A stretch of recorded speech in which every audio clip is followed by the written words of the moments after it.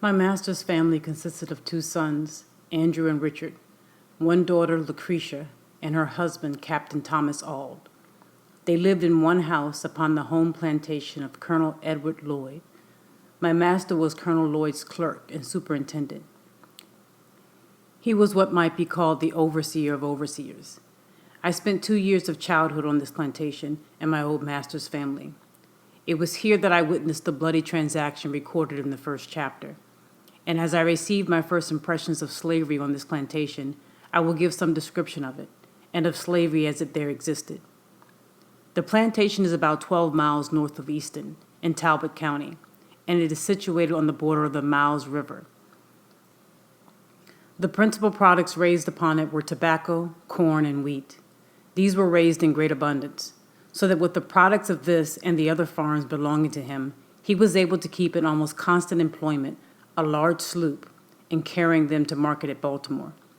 This sloop was named Sally Lloyd, in honor of one of the colonel's daughters. My master's son-in-law, Captain Auld, was master of the vessel. She was otherwise manned by Colonel Lloyd's own slaves.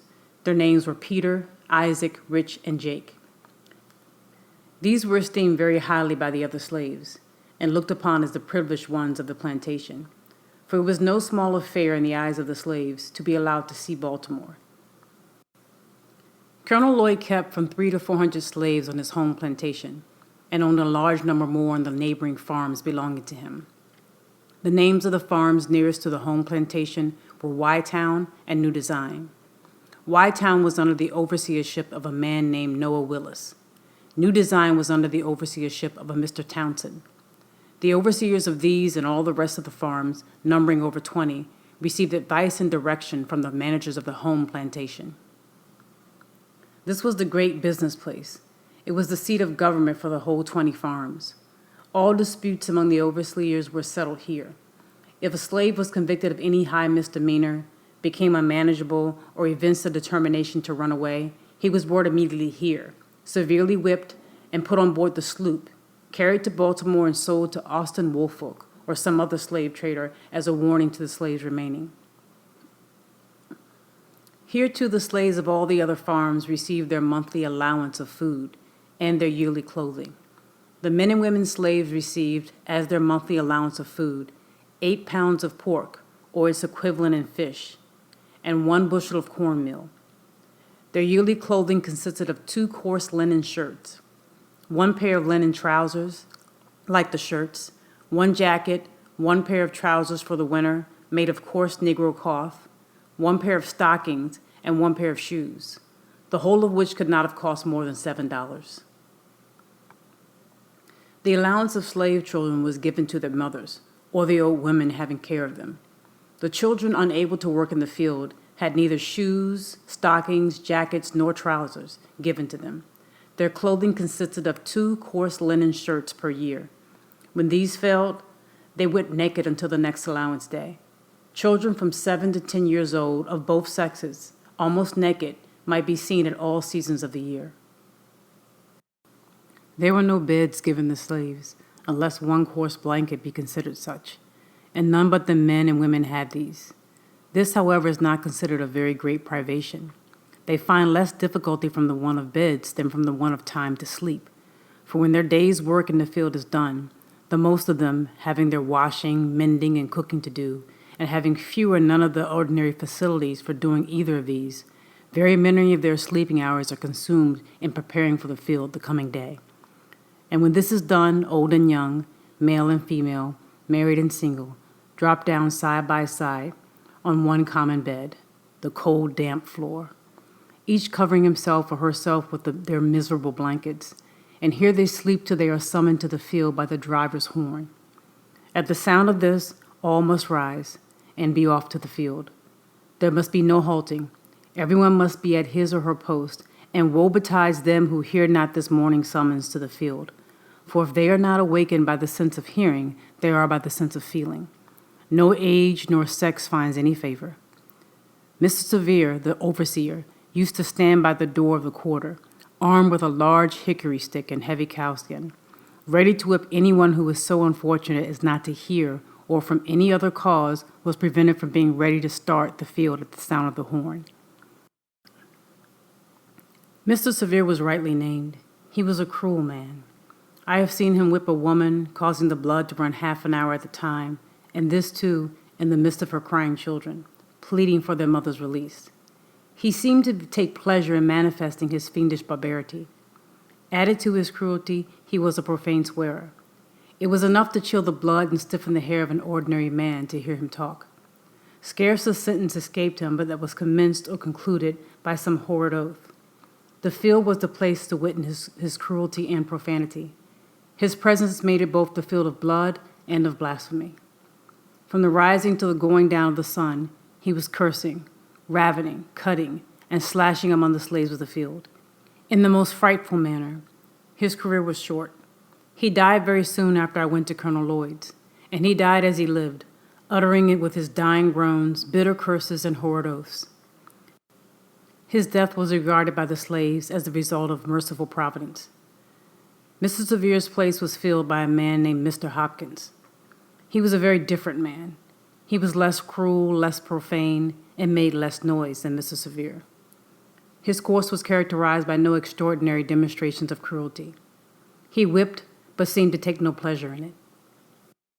He was called by the slaves a good overseer. The home plantation of Colonel Lloyd wore the appearance of a country village.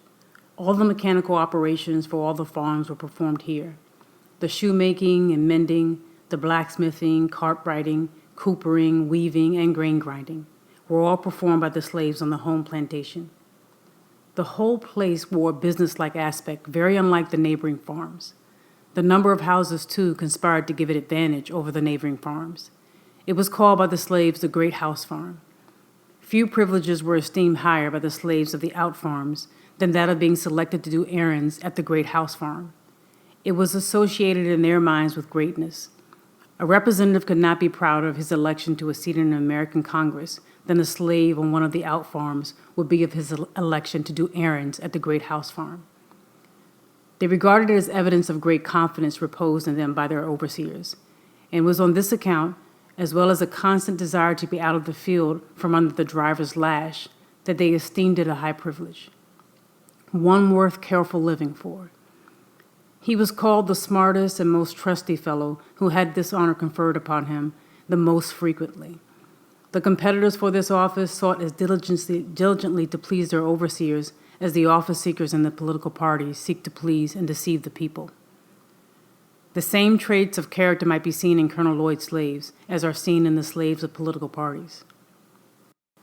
The slaves selected to go to the Great House Farm for the monthly allowance for themselves and their fellow slaves were peculiarly enthusiastic. While on their way, they would make the dense woods for miles around reverberate with their wild songs, revealing at once the highest joy and the deepest sadness. They would compose and sing as they went along, consulting neither time nor tone. The thought that came up came out, if not in the word, in the sound, and as frequently in the one as in the other. They would sometimes sing the most pathetic sentiment in the most rapturous tone, and the most rapturous sentiment in the most pathetic tone. Into all their songs they would manage to weave something of the Great House Farm, especially would they do this when leaving home. They would sing the most exultingly the following words: "I am going away to the Great House Farm, oh yeah, oh yeah, oh I am going away." This they would sing as a chorus, two words which to many would seem unmeaning jargon, but which nevertheless were full of meaning to themselves. I have sometimes thought that the mere hearing of those songs would do more to impress some minds with the horrible character of slavery than the reading of whole volumes of philosophy on the subject could do. I did not, when a slave, understand the deep meaning of those rude and apparently incoherent songs. I was myself within the circle, so that I neither saw nor heard as those without might see and hear. They told a tale of woe which was then altogether beyond my feeble comprehension. They were tones loud, long, and deep. They breathed the prayer and complaint of souls boiling over with the bitterest anguish. Every tone was a testimony against slavery and a prayer to God for the deliverance from chains. The hearing of those wild notes always depressed my spirit and filled me with ineffable sadness. I have frequently found myself in tears while hearing them. The mere recurrence to those songs, even now, afflicts me. And while I am writing these lines, an expression of feeling has already found its way down my cheek. To those songs I trace my first glimmering conception of the dehumanizing character of slavery, and I can never get rid of that conception. Those songs still follow me to deepen my hatred of slavery and quicken my sympathies for my brethren in bonds. If anyone wishes to be impressed with the soul-killing effects of slavery, let him go to Colonel Lloyd's plantation and on allowance day, place himself in the deep pine woods, and there let him in silence analyze the sounds that shall pass through the chambers of his soul. And if he is not thus impressed, it will only be because there is no flesh in his obdurate heart. I have often been utterly astonished since I came to the North to find persons who could speak of the singing among slaves as evidence of their contentment and happiness. It is impossible to conceive of a greater mistake. Slaves sing most when they are most unhappy. The songs of the slave represent the sorrows of his heart, and he is relieved by them, only as an aching heart is relieved by its tears. At least such is my experience. I have often sung to drown my sorrow, but seldom to express my happiness. Crying for joy and singing for joy were alike uncommon to me while in the jaws of slavery. The singing of a man cast away upon a desolate island might be as appropriately considered as evidence of contentment and happiness as the singing of a slave. The songs of the one and of the other are prompted by the same emotion.